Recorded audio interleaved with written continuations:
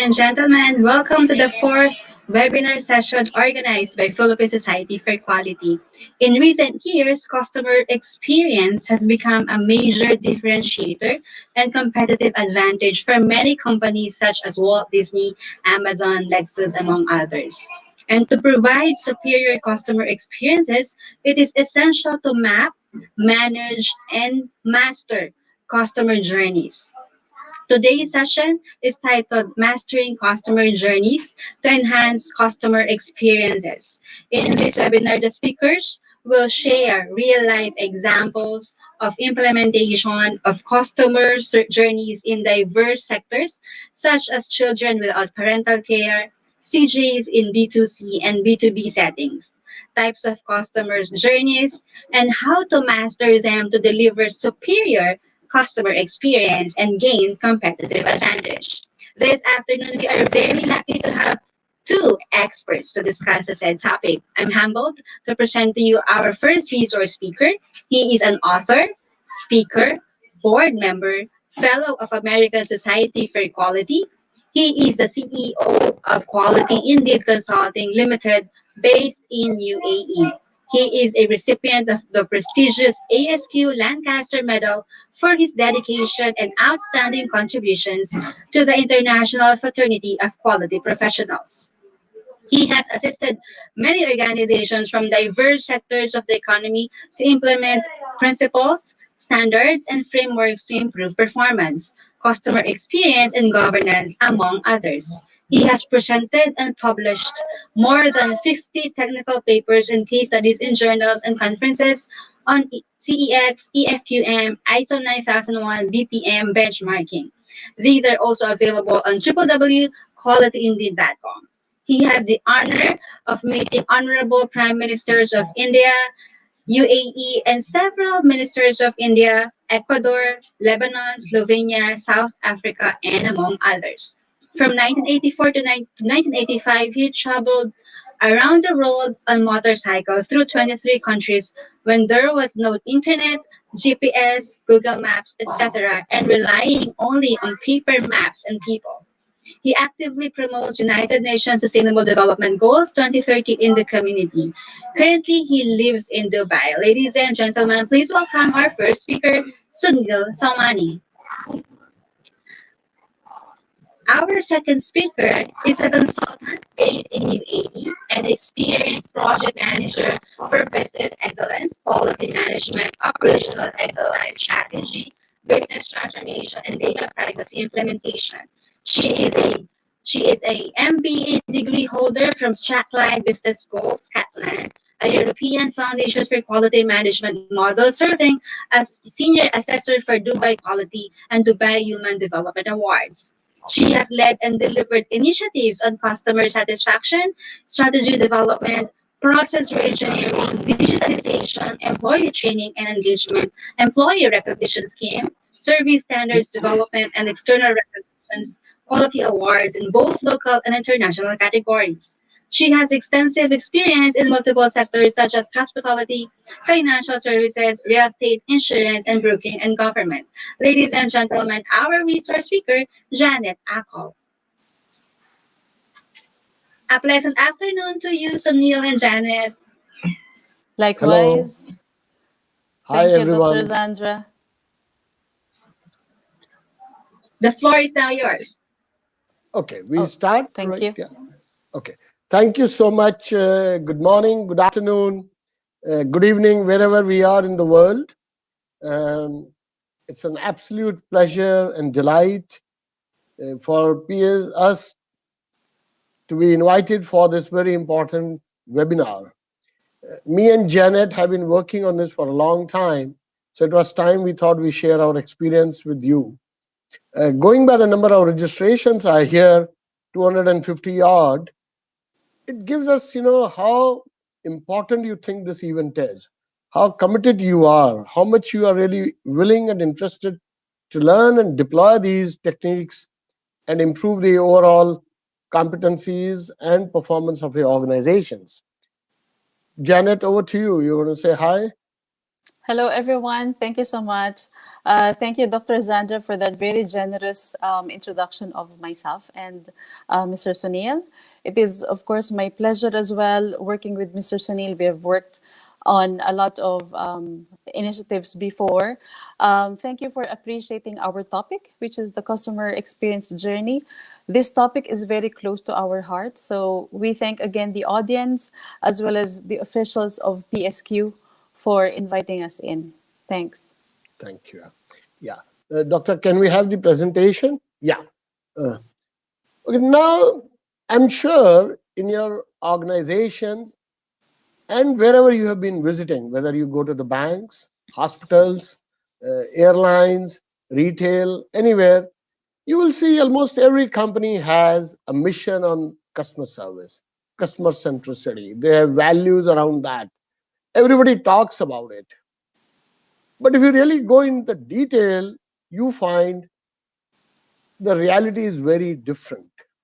It's not because leaders don't want to do that. It's because some of the pieces are missing in this whole customer centricity piece. As Janet said, we have been working on this for a long time.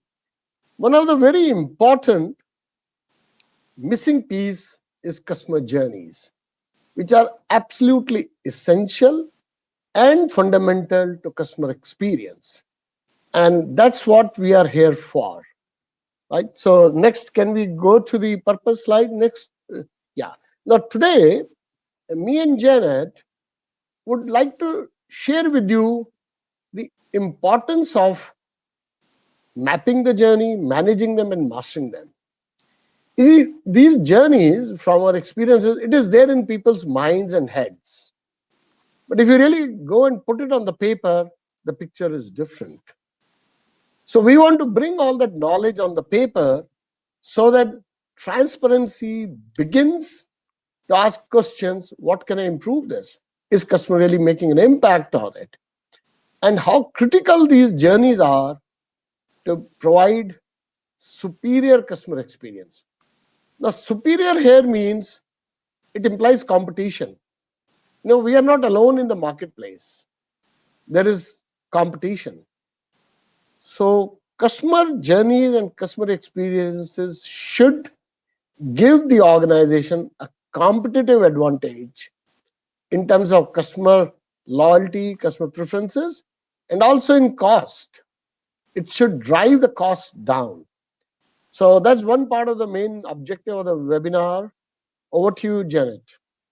Yes, I just want to add, so for the purpose, so while Mr. Sunil already discussed what we are looking at in terms of the whole webinar, I just want to tell you that, of course, as a disclaimer, we will not be able in a span of 1 hour or an hour and a half to impart to you the whole how-to of customer journey mapping. So we aim that at least we can give you an overview of how you can do things around customer journeys, understanding its elements. And for me as well, I will be very excited to impart to you how I have done it in the multiple industries and sectors that I have worked for previously. I have done so many in terms of conglomerates, which has many verticals of products and services, an equivalent to Ayala Land Corporation, if you like, if you want to compare a sector to something that we know of in Manila, in Philippines. So yeah, that's it. I'm very excited to go to that slide. But before that, can we have the next slide, please? Yeah.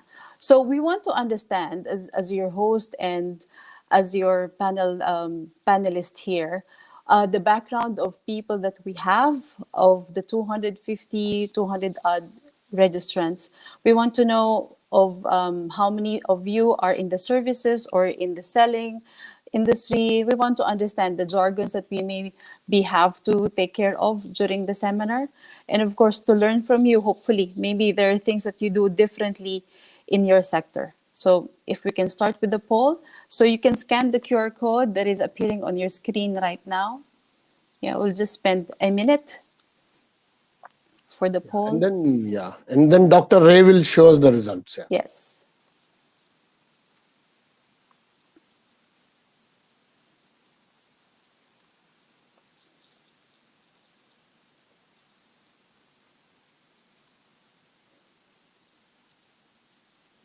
I mean, we are doing this essentially if we can, align some of our examples to the majority of the attendees. That's the intent of it. Yeah. Exactly.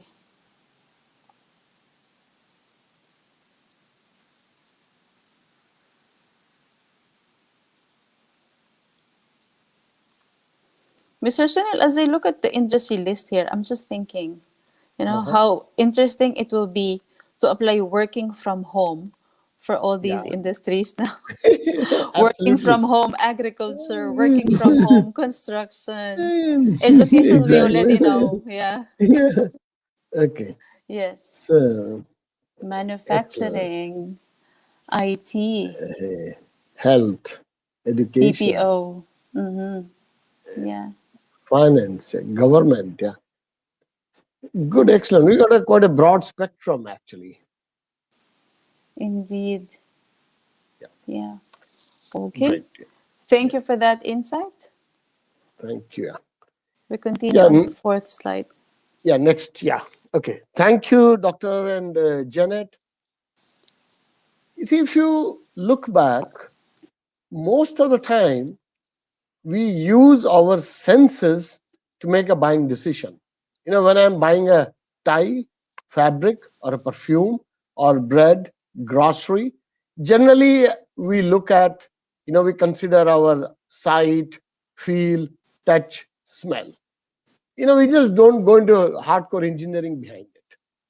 Now, I want to share with you how Disney World is builds customer experience in their whole program and the visits we do that. You see, what Disney does is they know our sight, eyes, have 70% of the receptor, what we receive into what we take into our, thinking and sensing. And that's how it builds the experiences. So Disney very carefully chooses what you see and what you don't see. It very carefully chooses the colors. You will just see here, they use very bright colors. Then, if there is some adventure, they will use red color. If there is some action, they will use orange color. Then also the cast, they call their employees as the cast. They wear very bright colors. And then touch.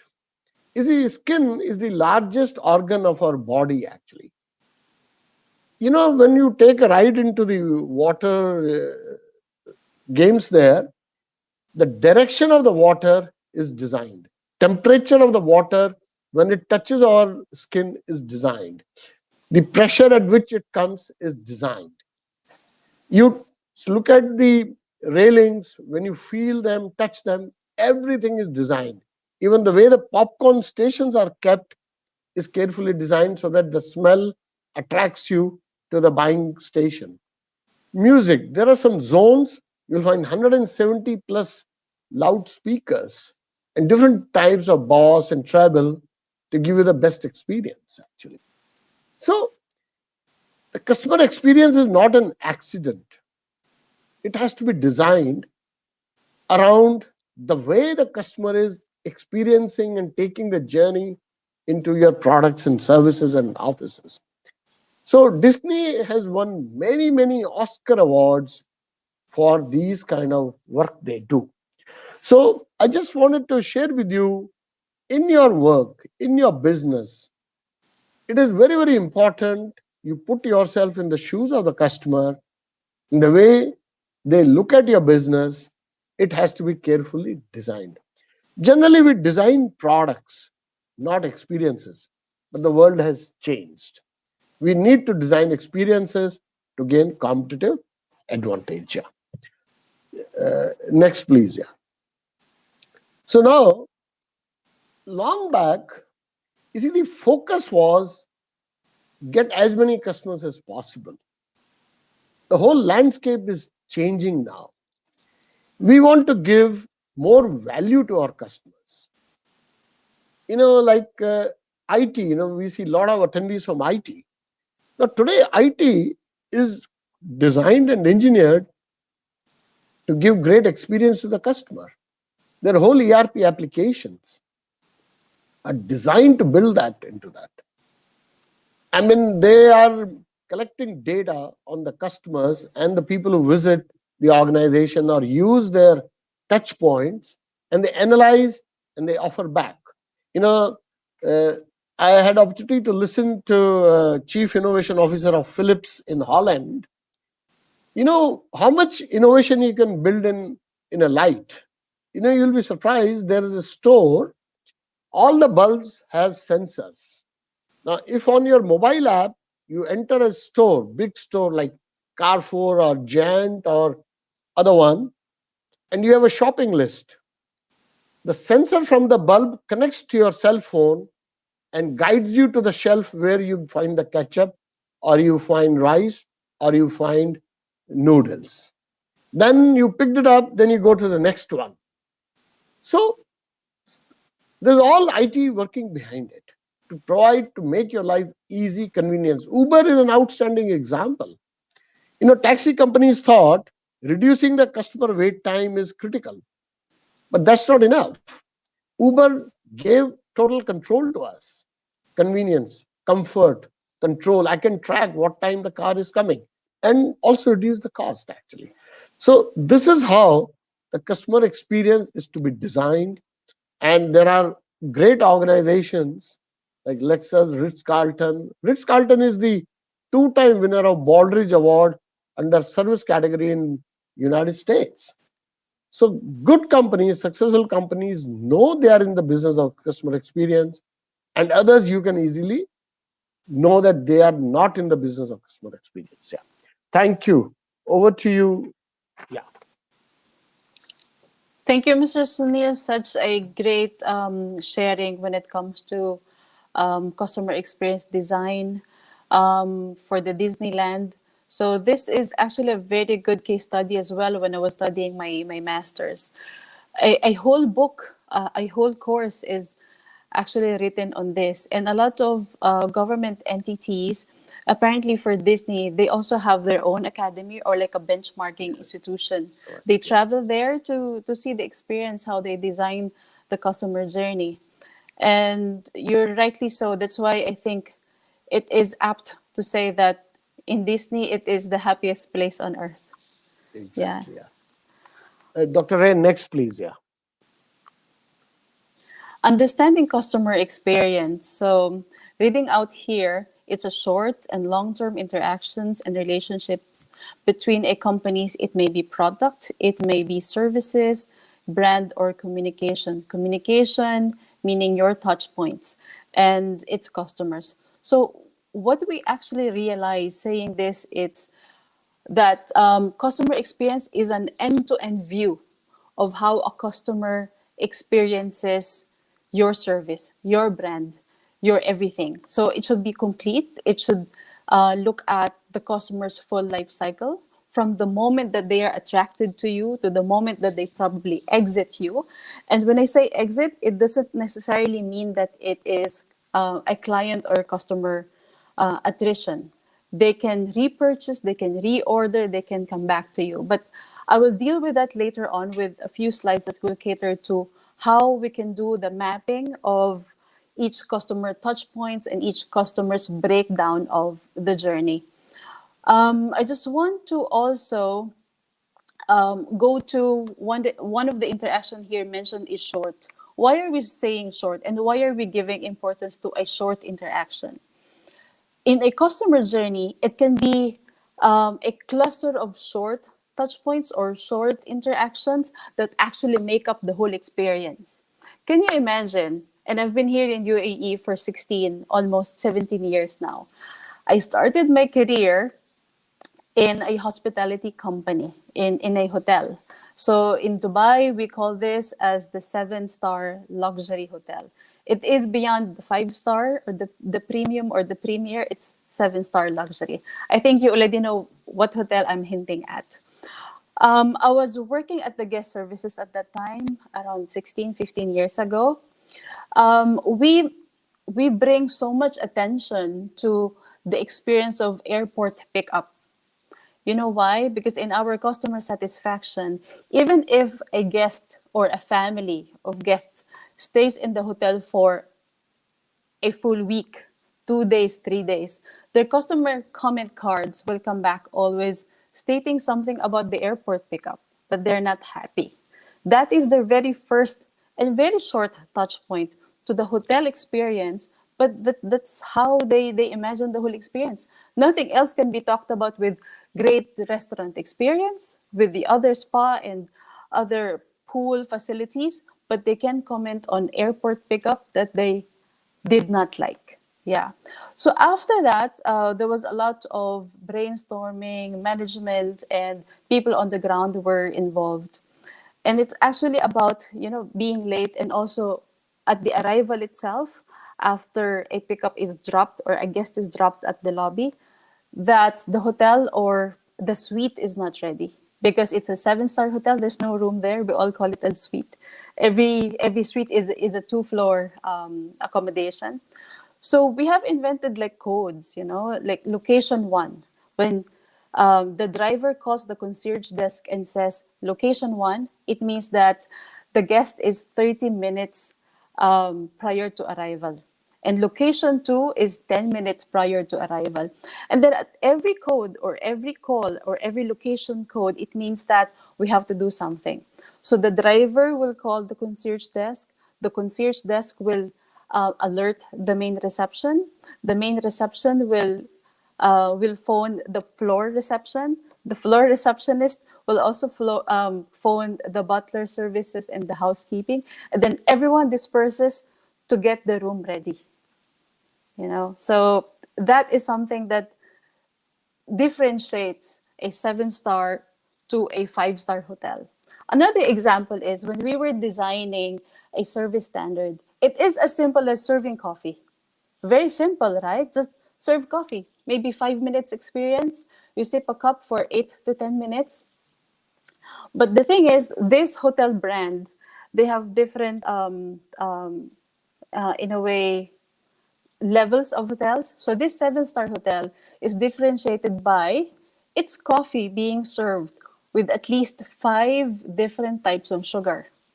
And the other family hotels or the other executive hotels or business hotels, they will serve you only 3 types of sugar. So this is where we get the premium out of a product, out of an experience being designed for a customer who is willing to pay. Yeah. Thank you. Wonderful, great examples, Janet. You see, couple of things. What I also noticed underlying is, you see, the taxi, the pickup from the airport. Yeah. Typically, a hotel may think it is none of their business. They may say this is for some transport company or taxi company Mm-hmm. to look after it. The message which Janet is trying to give is we need to look at end-to-end customer experience. If we don't do that, it impacts our customer service delivery. So that's very, very critical. Other thing also she brought out very beautiful is behind each experience there is a process. These processes need to work in a very integrated, seamless manner. When the guest checks in, you immediately kick off a lot of processes, cleaning the room, inform the laundry, accounts, and so on and so forth. So that's Yes. absolutely fantastic. Here, Janet has shared with you the definition of experience. You see, we researched to bring it all together for you.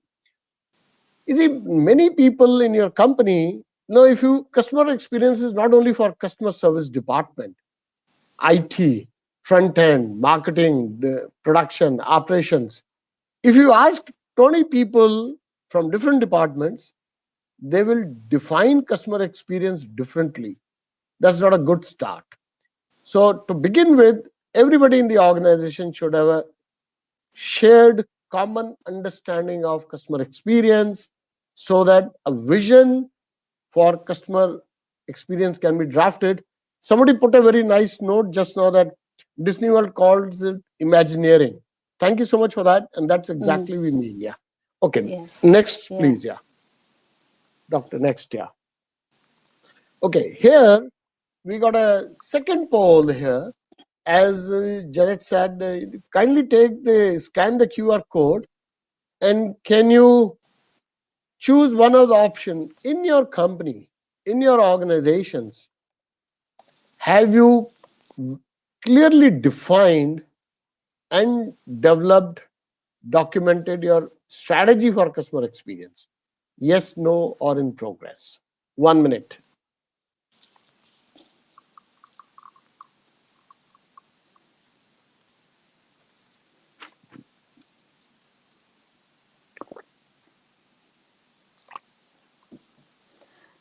This will be very interesting to know and to see Yeah, from our plenary. yeah. You see, focus is documentation. It should not only be in the mind of the C-suite leaders or CEO. It should be for everyone to know and see and deploy.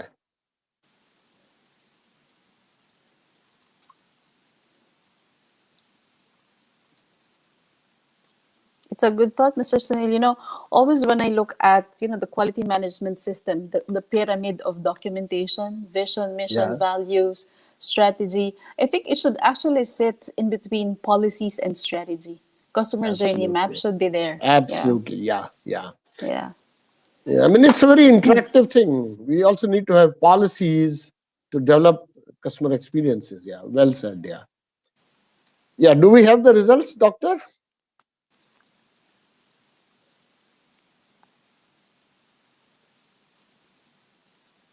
In progress. Fantastic. That's very nice to know that. Yeah. Great. And 23%. Yes. Lovely. Very happy to know this outcome. Yeah. Yes.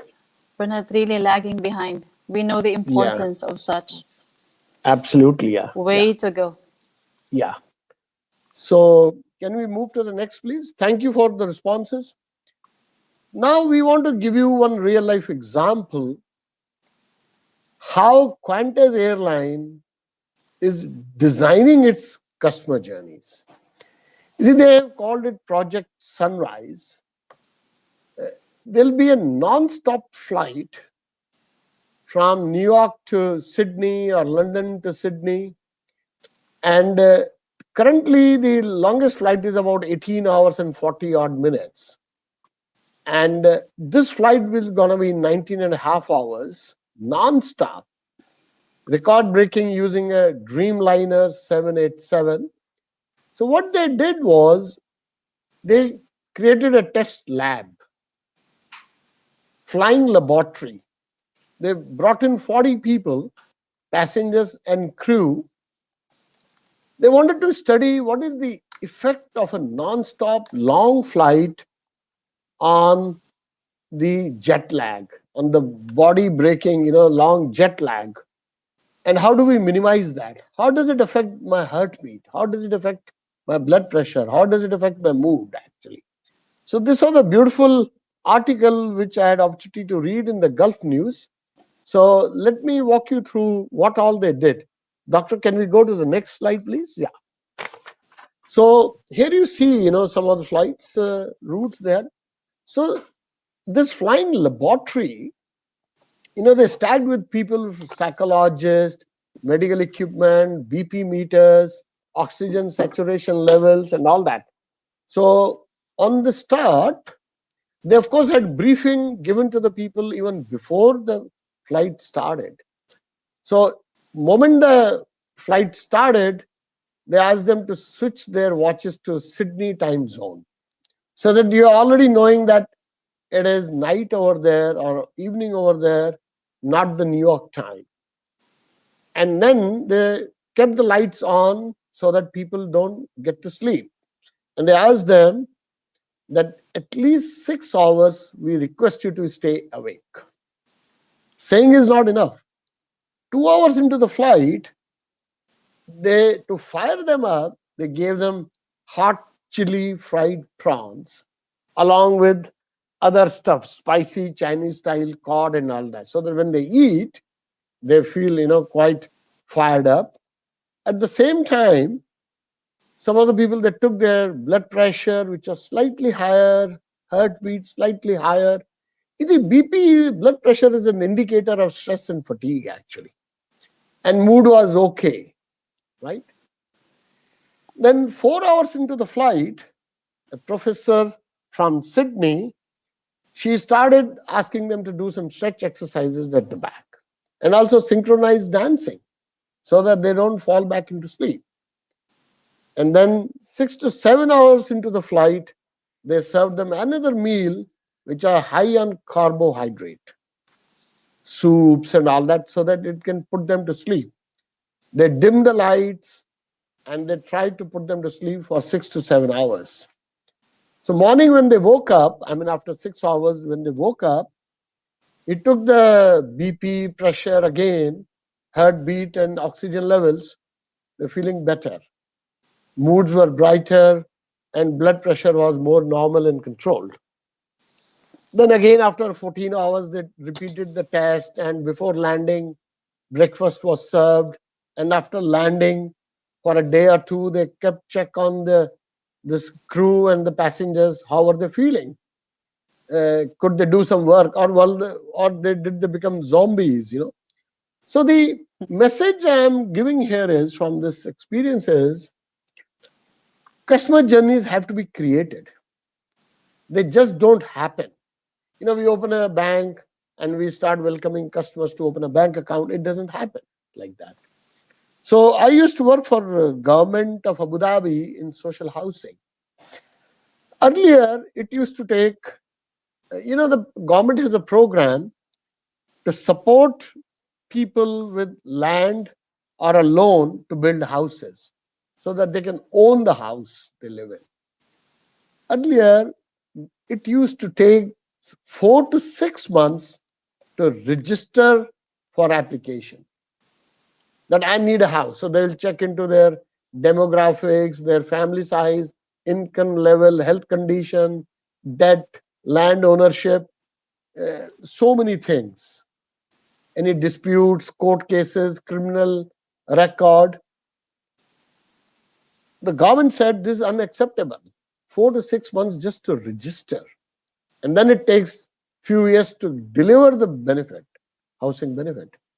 So they said, we are not going to accept that, and we got to radically change. And that is the time they hired me, and we mapped the customer experiences along with the focus groups and all that. And using technology, you'll be surprised, they brought down this time from 4 months to 6 months to 11 minutes. Just using the ID card, they will swipe, all the citizens' data will come and it will be rated. Qualifications, income, debts, because government has all the data.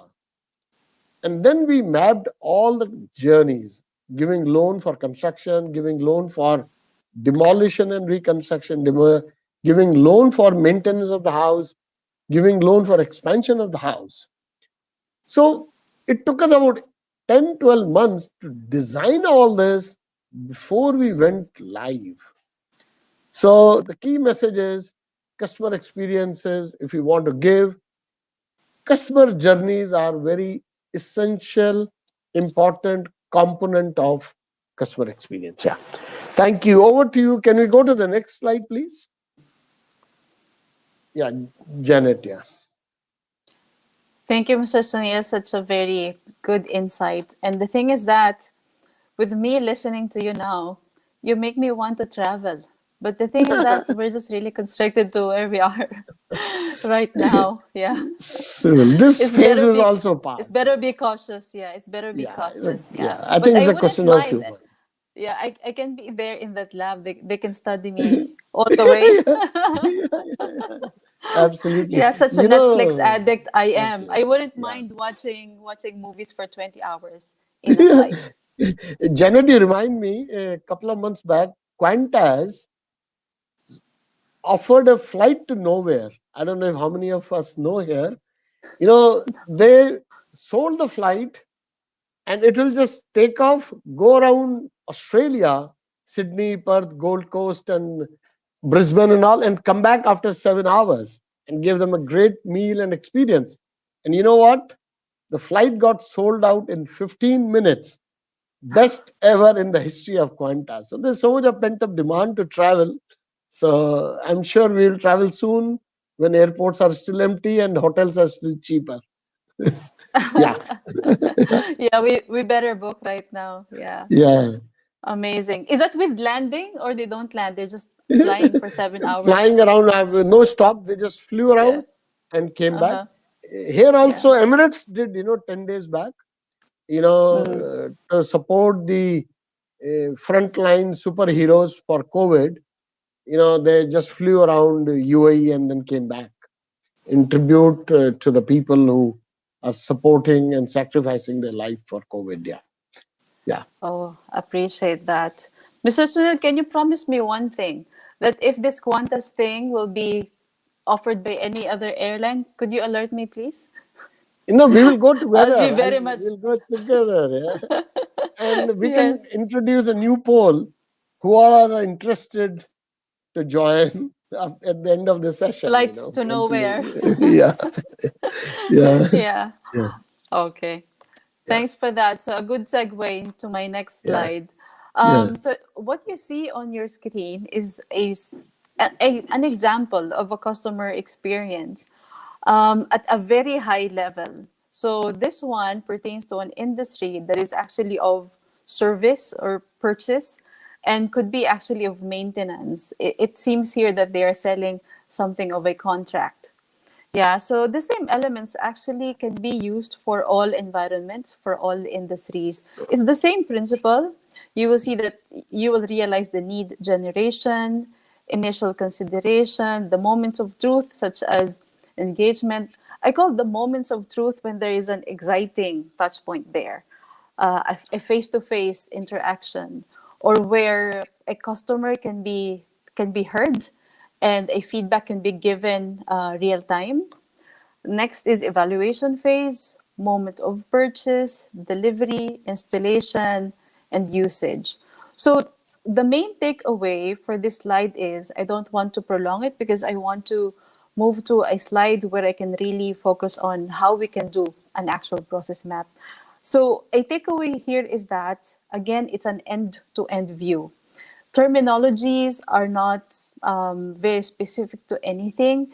You may have your own glossary of terms. It's always part of a culture of a company that you have certain names for interactions, for your products, for your like how it is for Disney. You don't call your colleagues as colleague or probably employee or staff. You call them as the cast.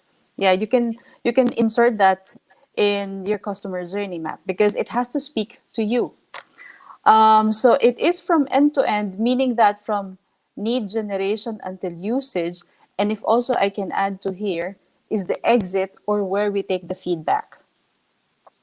So on discovery phase, I just want to reiterate the importance of this. So you will see here on that line, it says at the top, it says searches the internet. So these are the channels where you can be discovered. It can be social media, internet, search engine, website, and also reviews. SEO, search engine optimization. That's why a lot of organizations are investing on SEO because it is a very important touch point and to pull the clients in. Next slide, please, Dr. Ray. Yeah, this we can tackle for the next. We can go to the next one. Over to you, Mr. Ye- Sunil. Yeah, thank you. You see, now let's dive a little deep into the actual customer journey. What we want to show here with you some couple of examples of how detailed or deep a customer journey can be. I was once flying. By the way, I love to travel, and there was a time I used to travel extensively. I'll just come back and then again plan my next trip. 8 to 10 times a year, I will fly. So I was taking a flight from Amsterdam to Atlanta. It was a Delta flight. From here, Dubai to Amsterdam was KLM. And then when I got into the seat, along with the other things in the seat, I saw this customer journey. It starts with setting in the flight. They'll give you pillow, they'll give you blanket, They'll give you some earbuds to control the noise Mm-hmm. and Wi-Fi instructions and all that. And then the first service comes in, second service comes in, pre-arrival. Pre-arrival, they will give you a hot towel to make you feel fresh. Meal, depending on morning and evening, when what time you're landing, and things like that. And then finally, when you land at the airport, different gates and connections and all that. This is kind of one of the simplest form of customer journey, actually. Now, me and Janet were working for an organization which takes care of alternate children without parental care. There's an organization which takes care of the children who don't have parents. So when we started the project with them, we asked them, "Do you have customer journey?" They said yes. We said, "How big is it? Can you show us?" What they showed us was just 6 steps. Now, remember, mind you, this organization will get a child who may be infant, just 3 to 4, 5 month old, and they take care of the child till they become adult, get married, fully inclusive in the society. So it may be like 20 years of 25 years of customer journey. So customer journeys can be as simple as this or as detailed. Doctor, can we go to the next slide, please? Now, here you can see a journey from infant to total independence, end to end, having about 30, 40 steps.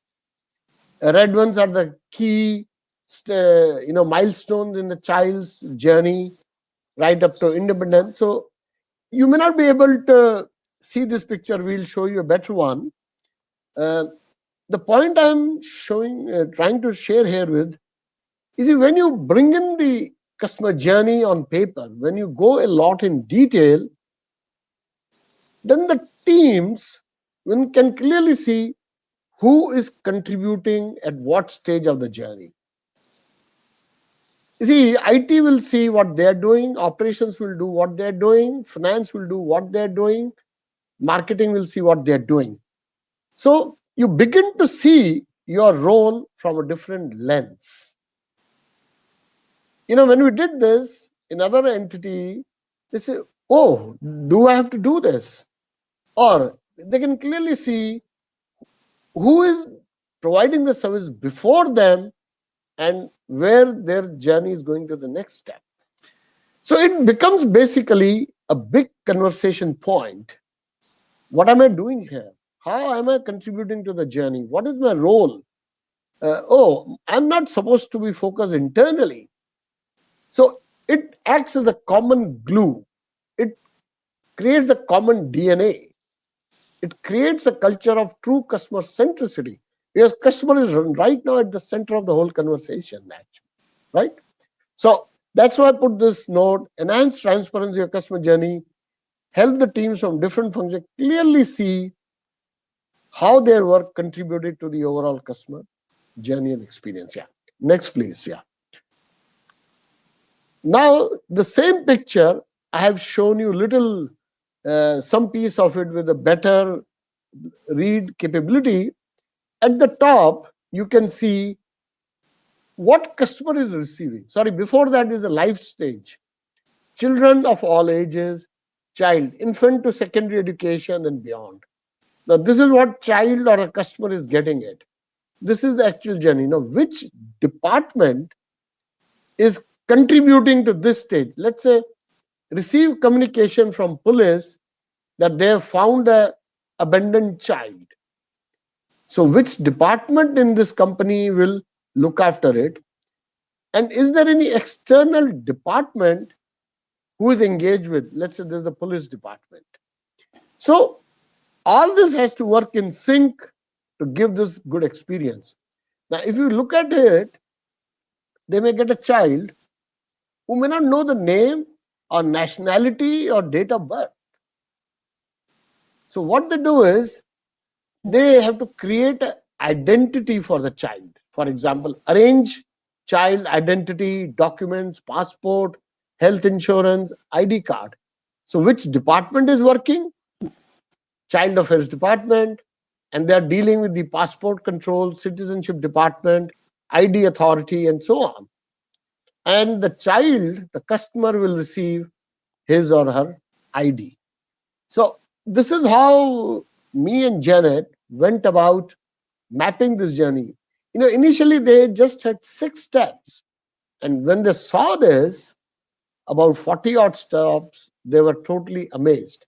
In fact, we made a very nice video clip of this, about a minute and a half, to tell everybody how the customer is flowing through the organization. Next, please. Yeah.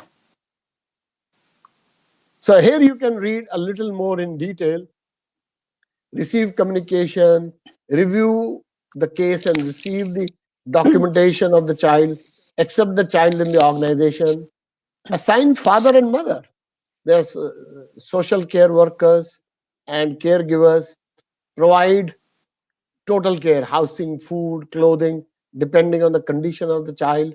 Family care department does it, arrange the name, arrange health, get vaccinations done, and all that. So this is just a small example. We thought we can share. Janet and myself, it took us about a couple of months, and for different services we created different maps. Suppose in between there's a foster family who accepts the child and takes care, so journey changes actually, right? So anything, Janet, you want to add before we move on? Yeah, Mr. Sunil, I just want to make sure that it is understood that a process map is not the same as the customer journey. So a customer journey is on the view of the customer. And what I want to do is when I do a customer journey mapping, when I draw a customer journey map rather, as much as possible, I thread the whole customer journey in a way that when I was working on a process map for visiting a mall, yeah, because I have worked for a real estate master developer, so they have a mall as well. On the perspective of a single person, I did the whole journey myself, meaning that I experienced all the touch points.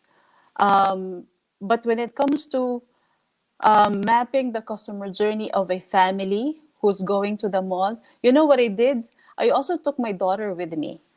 And, some of the touch points or the realizations of is the communication clear inside the mall? I actually asked my daughter, from here, do you know how to get to the washroom? Do you know how to get to the supermarket? There's something that needs to be experienced so that we can actually do a good process map. So it's not something that we just conjure from nothing. It needs to be experienced and then put in writing. It has to be documented. Yeah, great. Yeah, yeah. Okay, so I'll cover this one. So what you Yeah. see on your screen is actually one of my favorite templates for a customer journey. When I start a journey mapping, a drawing of a customer journey, I look at always this benchmark template. Yeah. And is there a way for us to zoom in the left side, Dr. Ray? Can we zoom in or no? Okay, no worries. We will try. So I'll read it out for you. On the left, yeah, we can probably zoom in a little bit. Yeah. On the left, yeah. So you will see here the elements, customer activities, customer goals, touch points, and experience.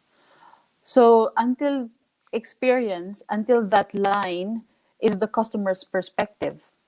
Customer activities, that is the swim lane on horizontal, to see or to write what customers are doing at this current stage. While the customer goals is what they are wanting to attain after doing those activities. And the touch points are ways to communicate to customers. Yeah. So you will see here word of mouth, traditional media, social media, and all across something somewhere will be similar as well. Then you will have phone, you will have emails, you will have chats, And so many, I don't know what other, now WhatsApp, it's very common. You can order groceries on WhatsApp as well now. And then the last swim lane there for the customer perspective is called experience. So as I said before, the terminologies can be changed. This experience can also be called customer satisfaction score, can be customer effort score, or NPS. It depends on your strategy. It depends on your balance scorecard pertaining to the customer centricity measures. Yeah, so you will see here, that's why it looks like a little bit of a scoring, like a scoring card with a score of 1 to 5, but you can put that in percentage, for example. And then let's go back to the very top horizontal line, the dark grays, so stage. If you will see for Dr. Sunil's example before, for a foster care, they're called differently. So this example is an online grocery store. So it is very apt to have the words awareness, consideration, decision, delivery and use, loyalty, and advocacy. I have used in my other customer journey maps, I call the very first one as discovery phase or discovery stage, because this is when the customer first knows you, like word of mouth or social media. Your ad just suddenly appeared, for example, when they're scrolling in their Facebook. The vertical of consideration, that can be your first interaction, subsequent interactions. The actual service can be called service experience or slash product usage. I have called loyalty and advocacy as exit and feedback in some of my customer journeys. That's very generic. I think you can use the same. So what I'm trying to arrive at, your terminologies here should be layman's term, should be something that will speak to your employees. Yeah, speaks to your cast. In sales, I have drawn process maps such as with middle stages called acquisition, conversion, retention, and then, of course, the exit and feedback. I want to bring to your attention as well, because this is very, very important when it comes to retaining a customer. On the vertical of awareness, you will see there under touch points, word of mouth, traditional media, and social media. And then if you go to the very last vertical, which is loyalty and advocacy, you will see as well word of mouth and social media, even traditional media. The point here is that the way that a customer discovers you is also the way that a customer gives you feedback. So if you will not intentionally take the feedback of your client, they will give it anyways, especially if it's an irate client or a customer. So just be conscious in your strategic decisions when it comes to the touch points of exit. Say, for example, in the luxury hotel where I was working in, the guest discovers us through social media. Yeah. And he or she didn't like the airport or the arrival experience. We see it there posted everywhere in social media. So it hurts the company. Then what will happen is marketing will have to get in, guest services will have to get in, the GM will have to offer something for the guest to come back and, like break away from that bad experience from us. And I want to bring you to the second level or the second set of elements down. It's called business goal, KPI, organization activities, and responsible. Again, you can change the terminologies. And it's more layman's if, I think, for example, organizational activities, you can change it to be process names. Your actual process maps or process flow charts or procedures that speaks to how you will deliver that vertical, that customer, that will enable that customer activity. So maybe a takeaway for you is that as soon as the session is over, just have a look at all these elements and what are the words written there so you understand. And the business goal and the KPIs, this will be very much into your balance scorecard or what you necessarily measure on monthly or weekly basis. And can we go back one slide up? Can we circle back to slide 15, Dr. Ray? Yeah. So on the left side at the bottom, it's called external stakeholder. Okay. And in my example, if we can go back to 16, thank you. It's called responsible or owner. So in this lane, the swim lane here, it speaks more of, it looks like it speaks to more of your internal departments, or it can be the head of that department or the head of that function. But don't forget that what a customer or a client gets is not a functional or a silo departmental experience. It looks at the full experience. So I want to encourage you that you put the responsible or owner here, including the outsourced companies that you use, for example. So when I was working in that hotel, our process maps and our service standards, we looked at the experience of valet. So when you want to give your car to be parked by a valet attendant, and even from the moment that they open your car, they open the hotel main entrance for you, uh, those all people are actually outsourced. But in the customer's eyes and in the customer's experience, it doesn't seem like this is a different set of employees and this is another set of employees.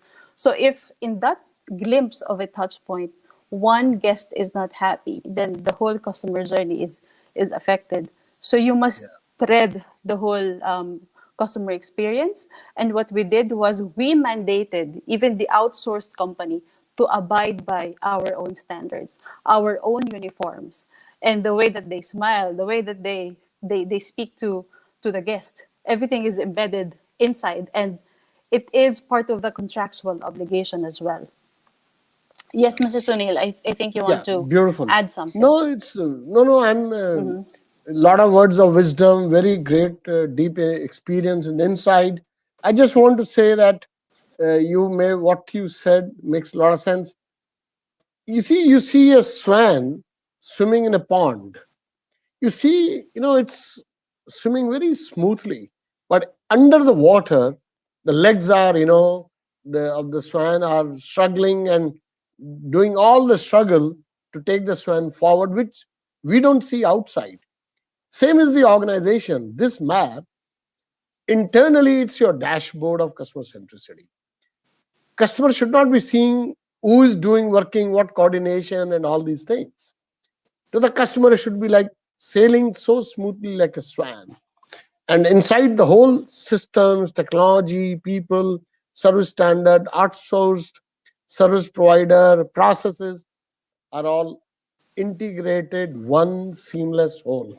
Like our body, the thinking system and digestion system and breathing system and everything else is so well interconnected. Do we hear the noise of the blood which is moving in our veins? No, right? At night when we shut the eyes, it just shuts us off from the whole world, right? Okay, let's move on. Great, very nice. Thank you, Janet. Yeah, yeah, Mr. Sunil, can you give me a moment just to add something yeah. in that same Please, yeah, slide? yeah, Yeah, yeah, yeah. okay. Sure. Wait. It's 11 o'clock. Yeah, Yeah, so just going back to that, because I don't want them to think of the customer journey in vain. So what I want is that put that in a framework of some sort. So in every customer product or service, we always have service standards, right? So this will be your basis of service standards. So if you realize that, okay, so a lot of the touch points here are mainly used by phone, and you see that in the phone experience the customer satisfaction is low, then you can zoom in that part of the touch point, or even any part of the process, so you can do mitigations. You can insert your service standards there, which can also absolutely. be in the framework of quality audits, telephone test calls, mystery shopping.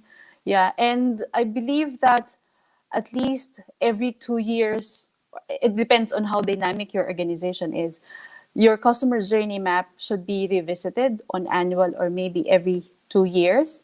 and that as a whole it should be owned by a senior level in the organization, a C level. And for this to speak to the employees as well, it should be something printed. It should be something that is seen.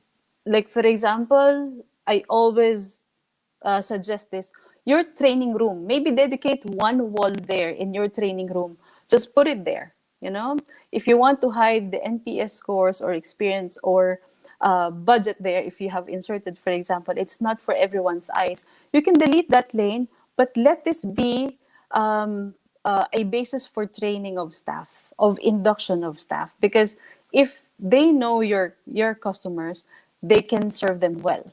Yeah. Absolutely. Yeah. Yeah. Thank Well you. said. Yeah. Yeah. Well said. We're on the third poll. If everyone can just have a look and vote, please. So now the question here is mainly similar to the customer journey that we have given as examples. If you have delivered or if you have done something similar to that. So we're not speaking of process map. We're not speaking of manuals. We're speaking of an end-to-end customer journey experience.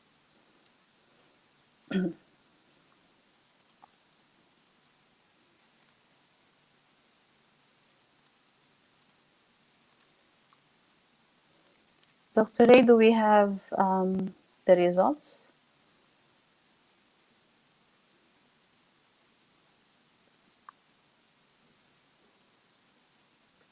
Excellent. Very nice. Yeah. Yeah. Still, votes are coming in. Yeah. Okay. Yes. Yeah. Interesting. Good. Yeah. I hope I've Yeah. given good insight. Very nice. Very nice. Yeah.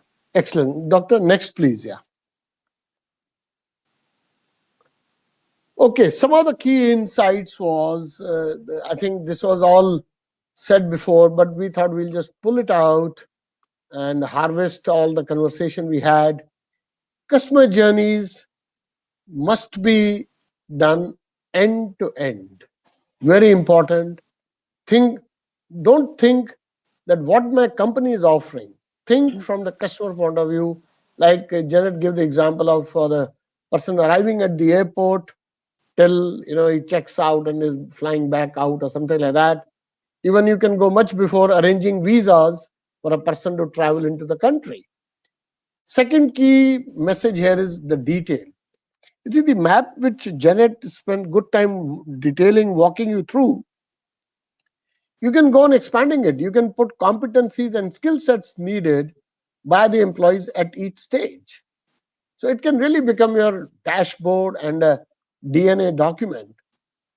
And transparency is very important. So only when we detail it, the devil is obvious. As you say, the devil is in the detail, right?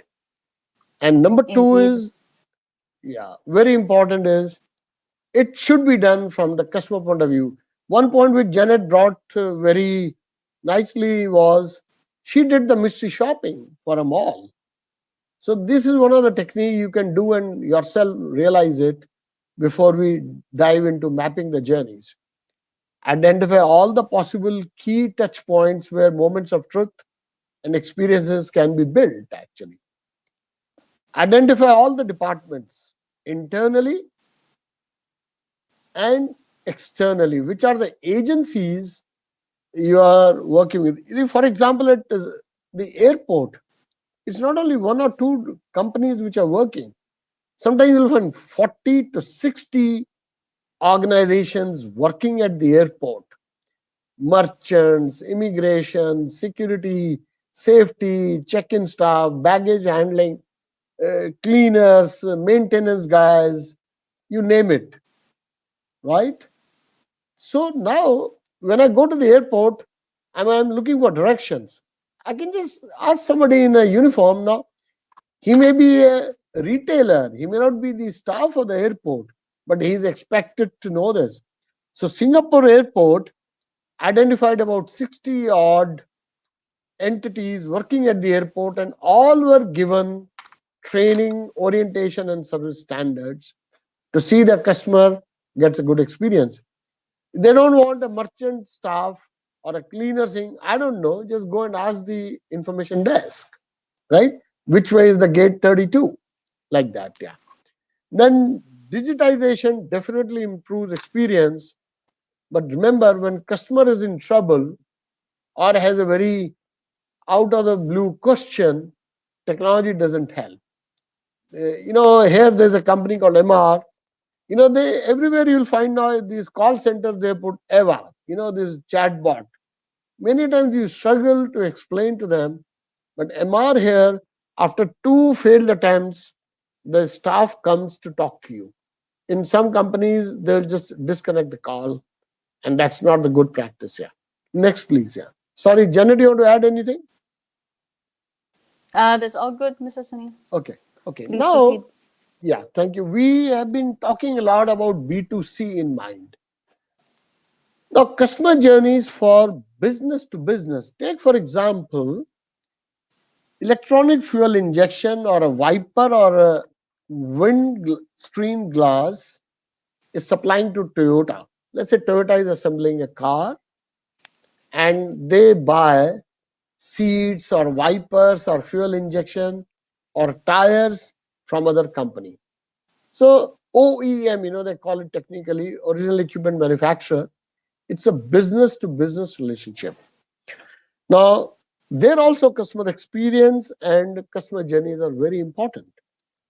Now, they differ from B2C or a retail environment.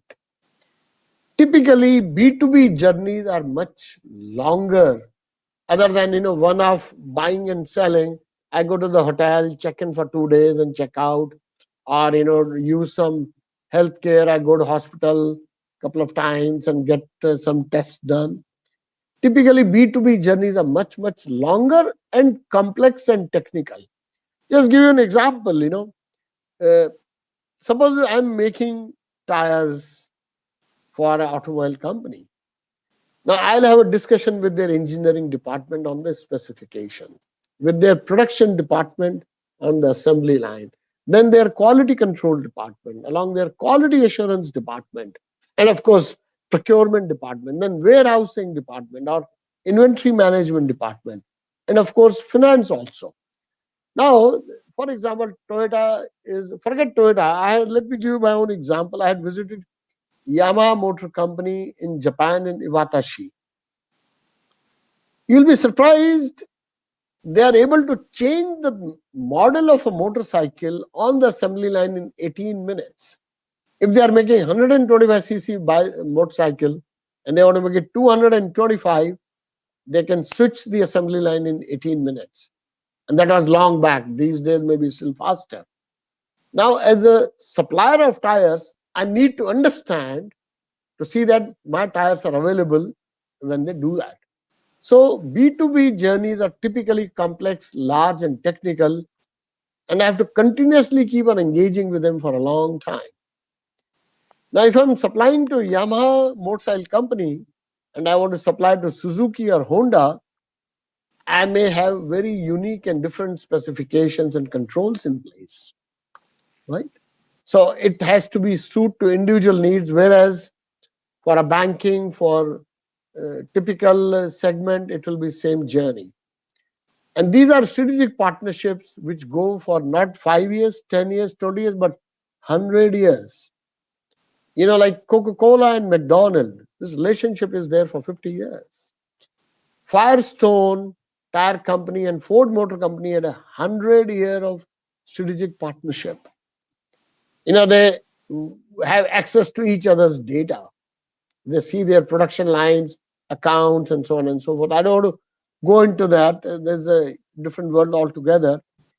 It should help reduce cost.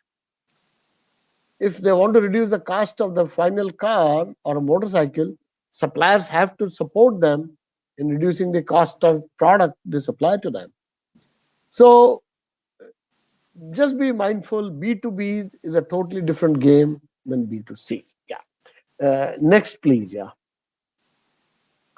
Yeah. Janet, over to you. Thanks, Mr. Sunil. So, benefits of customer journeys. We all are professionals here with our customers in our hearts. So I'll just make it really quick. I know that you already know this. Yeah. And just going back to the reasons why we want to do a customer journey map, because we want to have the whole organization move to one vision, one boat. Everyone is rowing to the same direction. And in that, we also realize how customer centric we can be. We will also see how competitive are we in terms of our services. Competitive advantage will be so much realized because in your journey maps you will have to use the element of service standards and processes and your KPIs to the most that you can take advantage of them. Knowing them, it will trigger actions. And of course, bottom line, we're here for profit. You can, and then as a whole, for the organization's view, is that you should work with your stakeholders when you do a process map.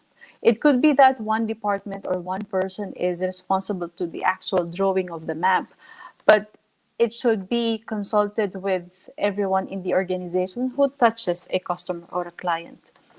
Enhanced transparency, like I have always been preaching, it has to be visual, it has to be printed, that people will have access, your colleagues, your cast.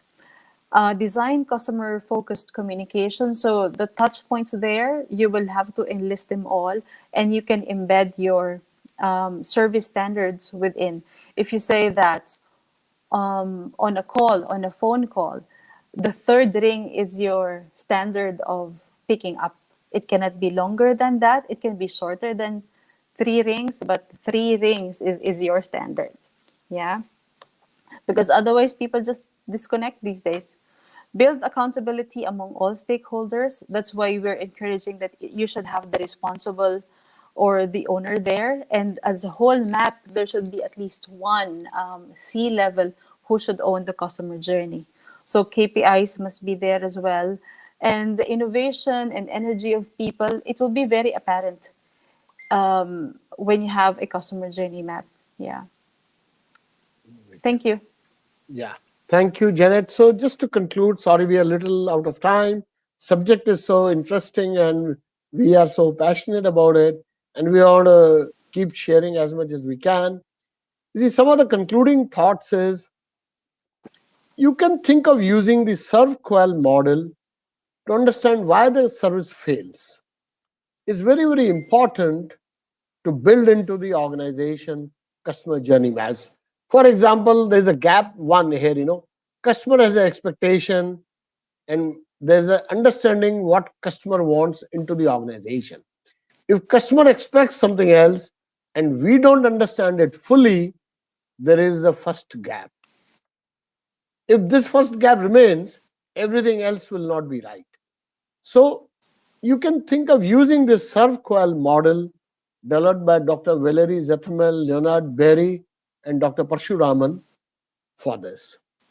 Also understand that not all aspects of the customer journey are equally important to the customer. Take, for example, check-in at the airport, then baggage handling, then boarding the flight, the meals, safe landing and takeoff, arrival announcements. All are important, but some are more important than the others, right? Maybe it's a long flight, seat comfort is more important than check-in experience, yeah, right? So you need to know, depending on your business, where to focus more. You see, Dr. Juran and others have given very good quadrant. On one side, you have what is important to the customer. On y-axis, on x-axis, you can have satisfaction of the customer on that aspect. When you have these 4 quadrants, you should know what is important to the customer. Your satisfaction scores have to be high there. Then convert. You see, what drives customer experience, you need to then have those enablers in place. As Janet said, service standards, processes, policies, procedures, and so on. Use technology to transform the customer experience, incremental or innovative. So I gave you the example of social housing. We brought the time down. 4 months to 11 minutes. And also, the most important thing, what excites the customer today, it will be the basic tomorrow. A quick example, long back, watches were not accurate. I remember still my father, this was the first watch which was manufactured in India in 1960s. It will always go off by a few minutes every day. So we'll take the watch and time it with the time announced on the radio, morning 9 o'clock news. So he will take the watch and again set it up. Or the car will not start after a few days of remaining unused. These days, it is given. When you buy the watch, you presume it is accurate, will continue to give you the. So it is no longer a differentiator. So you can think of Nariaki Kano model at number 5. What excites the customer today will become the norm tomorrow. I mean, time is short. Quickly, Janet, you want to add anything or we go next? Yeah. Yeah, we can go next, Mr. Sunil. Yeah. Yeah. So this is our last poll. If we can request for you to answer this, please. The QR code on your screen. Yeah. Will you You be see, we are, interested to yeah. attend a 2 half-day paid workshop on the Yeah. customer journey mapping? Yeah, we are thinking to work with the Philippine Society of Equality, looking at 200 odd registrations. We thought there is a good need and the demand and importance for it. We can design a workshop if you all are interested to participate.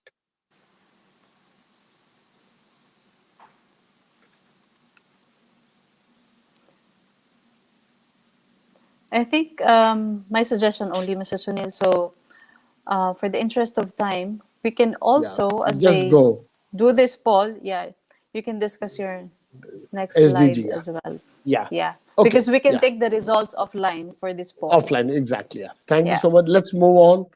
Yeah. Now, this is the last slide. This has nothing to do with customer experience, customer journey. This is my passion. You see here, how can I show you this? United Nations Sustainable Development Pin. You know, uh, there's a tremendous opportunity for we quality professionals to help and pay back to the community. United Nations has this Sustainable Development Framework of 17 goals. Individuals, organizations, corporates, private, NGOs, academic, researchers, governments, all can participate and contribute. You see, there is goal 17, be the partner. So there are a lot of organizations in the world working on poverty, hunger, good health, education, gender equality. Uh, we quality professionals have tremendous, we are fortunate to have these tools and technique help improve productivity, processes, systems, reduce cost, reduce delay, improve consistency. So if you want, you can dive into any of these goals, pick up a goal of your interest. And if you want to devote some time, let's say few hours a month or 3 days in a year, 6 days in a year, and support any of the goals and give your knowledge, your experience to the organizations who are committed to this. Yeah. So with this, we thank you. Go to the next thank you slide, Doctor.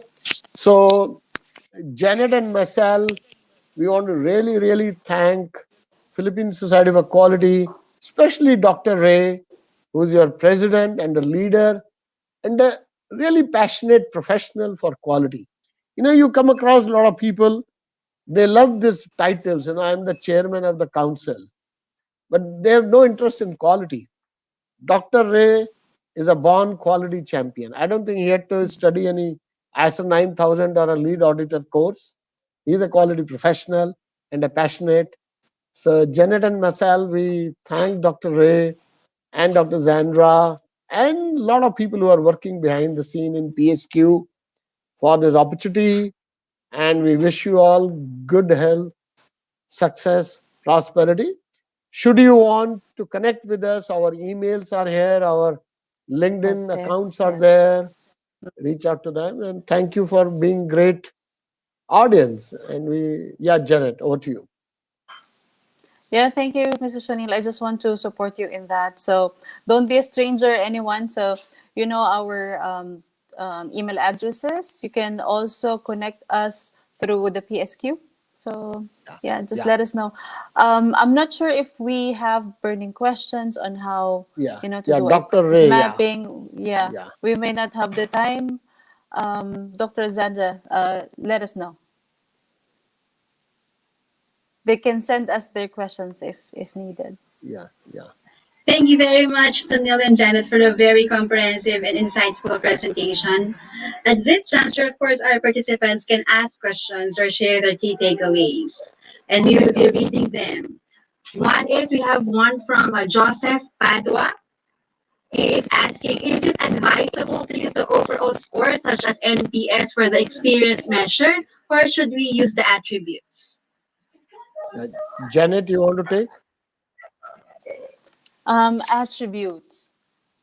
What I would imagine or probably suggest a good measure will be the overall customer satisfaction to be embedded in the customer journey map. The attributes mentioned there in the example map are actually the things that you need to identify in the customer's view. So there's only one score there. So KPI below is on the organization's view, and the one above is the customer's view of their own perception, their own experience. Yeah, it could be Yeah, NPS if that is what's on your balance scorecard, the thing that you see is most important for you. Yeah, don't conflate it with other measures, I would say. Maybe just stick to one or two: customer satisfaction, customer effort score, or NPS. yeah. I will add on to Janet. It's a very good, relevant question. One sec, yeah. Going back to Joshua's question, you see, also you can see as a cause and effect relationship. You see, experience is an outcome. You go back to the cause which gave that experience. Is it the policy? Is it the resources? It is the training? Is it the competencies? Is it a leadership issue? And also, what Janet said, two, three supporting scores.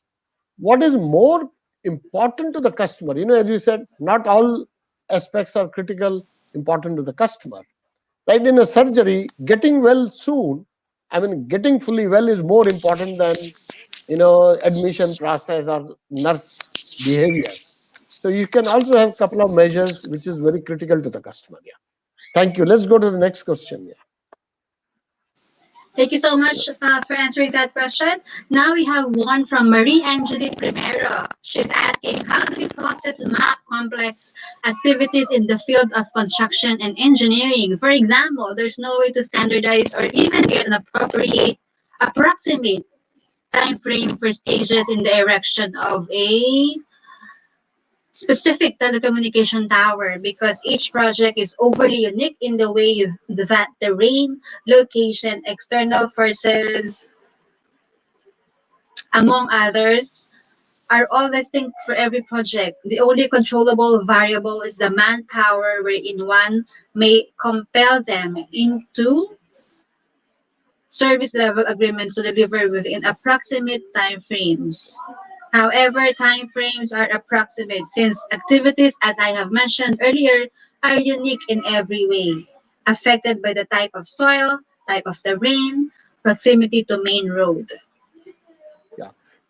Good, So any of Janet. you can I Okay. answer the can question. I can take. Thank you, Yes, Mary. I yes. mean, it's a very Uh, yeah. Thank you, Mary. Thank you so much for this.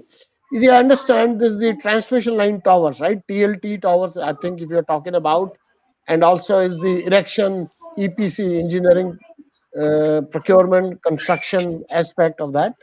Uh, it's a very relevant, appropriate question, Mary. You see, first thing is, are you talking of process maps, procedures, or you're talking of customer journeys? That itself needs to be first clarified. Processes will naturally vary from each site, each customer to looking at the soil conditions and specifications and all that. But customer journeys at a helicopter view level can still be the same, more or less, right? So when you get the contract, I'm sure you make a quality control plan. I think each project has a QA plan, QC plan, inspection protocols, and all that. So all of this will go into those as documents and specifications actually, and naturally all this diversities will get addressed into this quality control plans and quality assurance plans. Uh, yeah, and it's a B2B experience. Yeah. Okay, thank you so much, Mary, for that question. Now we go to the question raised by Jeffrey Altares. Do you go through separate VSMs or process maps in different areas before completing the entire CG, or there is a shortcut you employ? For example, just lists per area. Okay. I'd like to take this question, Yeah. Mr. Sunil, if you allow. Yeah. Please, What we please. want to differentiate is that a customer journey is an end-to-end customer's view of what happens in their experience from discovery until their exit. So a process map is very different. So if you will remember, process map or um, Value what did stream we call mapping. it here? Value stream mapping. Yeah. Organizational activities in that in that slide where the example of a customer journey map is the ideal scenario of a customer journey map.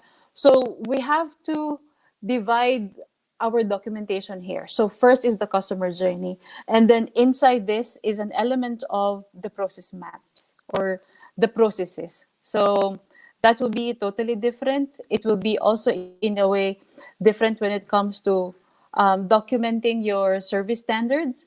This is only the customer view, customer journey. Yeah. Yeah. So if I am to ideally look at the perfect world scenario, I'll always start with a customer journey map. Yeah. Because Yeah. not all activities may not be needing a process map.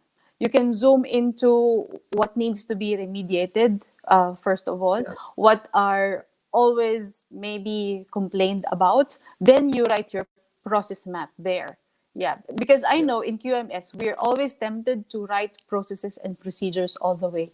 But maybe start with customer journey mapping. And then it is your own company's natural journey to mature yourself and then write all the process maps, procedures, yeah, to help out the customer journey experience implementation. Yeah. Yeah. Thank you. We can take one or two maximum questions. Already 11:32. Dr. Sandra, we leave it to you how much you want to take. Yes, we'll have additional question here. We'll entertain another one. One from Van. Hello, question for Miss Janet. In your experience in doing problem-solving sessions, what is the main usual culprit among the method, material, money, man, etc. in the global business setting? Naturally, man. I don't think there's any dispute here. You're asking Very Janet. true. Very true. Very true because big I issues second the always motion. come from manual things or man on Mm. skills. It can be very subjective at times. Yeah, I think these are the elements of the fishbone. Yeah. Man with no money is Yeah, worse. yes. Yeah. Van is Please, the yeah. problem. Sorry. He's the man or she. Okay. Please, yeah. Please. Yeah. Okay, another question. Okay, it's not a question, but a complimentary. Thank you so much, Dr. Sunil and Miss Akol. You are generous in sharing your knowledge. And You're another most from welcome. Kaya. Thank you. Great inputs and a new learning. And thank you also coming from People Yes. 360 Consulting Corporation. Thank you so You're much. most welcome. Please Another reach from out. Yeah. Muhammad. Thank you. Yes, Thank you very much. surely these people will reach out. And they are saying that Yeah. from John Donna, this is a very informative and great presentation. Thanks for sharing the strategies. And with this, we'll create a positive customer experience and turning them to be loyal, satisfied customers. Indeed, that's true, John. Another thank you from Joseph Padua. Thank you, Mr. Sunil and Ms. Janet. Great learnings and takeaways today from today's session. You're Okay, most and that's welcome. Anyone who is celebrating Ramadan, so Ramadan Kareem. Yeah. Yeah. yes. Thank you. Thank you very much. Thank It you. was Thank you a so pleasure. much. Thank you. Wish you all the Yes, best. at this Bye juncture, bye. we will continue with our program, Ms. Sunil, Sir Sunil and Ms. Janet. At this juncture, may we request our participants to, we will be scanning a QR code for a while. Prior to that, we will be presenting the certificate of appreciation to our resource Okay. speaker. And may I read the citation for imparting valuable insights and inspiration to the participants during the Mastering Customer Journeys to Enhance Customer Experiences on April 16, 2021, signed by our President, Dr. Ray Firmista. The Philippine Society for Quality awards this certificate of appreciation to Sunil Salmani and Janet Ako. Thank you, Once doctor. Our again, Thank great thank you. you so pleasure. much. Thank you, PSQ. So Yes. the okay. On your screen, So you are seeing the QR code for the post-evaluation survey and consent form. Kindly to the Philippine Society for Quality members. And also, our participants will be receiving their certificates through email. At this point, may I present to you the Philippine Society for Quality's activities for 2021, because we are being true to our vision to continuously provide relevant training and certification activities which are responsive to the needs of industries. The members of the society also enjoys a lot of benefits which will be flashed on your screen. And should you want to be part of the PSQ Nation, please send a message to our secretariat. And we have invited renowned speakers, quality builders such as Sir Sunil and Miss Janet here throughout the years. And we have partnered with different local and international organizations for collaborative projects, which will greatly benefit our members. We also facilitate the highest national recognition for exemplary organizational performance of private and public organizations in the country, known as the Philippine Quality Award. We also promote quality awareness and practices in both private and public sectors. It also encourages the development of members in the areas of quality leadership and technology. In so doing, we recognize outstanding companies and individuals as a way of institutionalizing quality. In the past year, numerous companies were a recipient of recognition, such as the Duran Award, Quality Manager of the Year Award, Benchmarking, and Best Practice Awards. And I'd like to take this opportunity to invite you, your companies, your networks to attend the activities to be flashed on your screen. Or we can also send this via email. All of these are organized by the Philippine Society for Quality. And also this coming October 15, 2021, we will be having the National Quality Forum with the theme Emerging Stronger Than Ever, Shaping the Future of Quality. So may I invite you to contact our secretariat or visit www.psq.org for details. So we are looking forward to seeing you again on the various activities laid down by the society. And we have come to the end of our webinar this afternoon. Thank you very much to all of you here, especially to our participants and our resource speakers. This has been your host, Dr. Zandra and Maningas, the Vice President for PQA Administration of the Philippine Society for Quality, saying thank you and have a great day.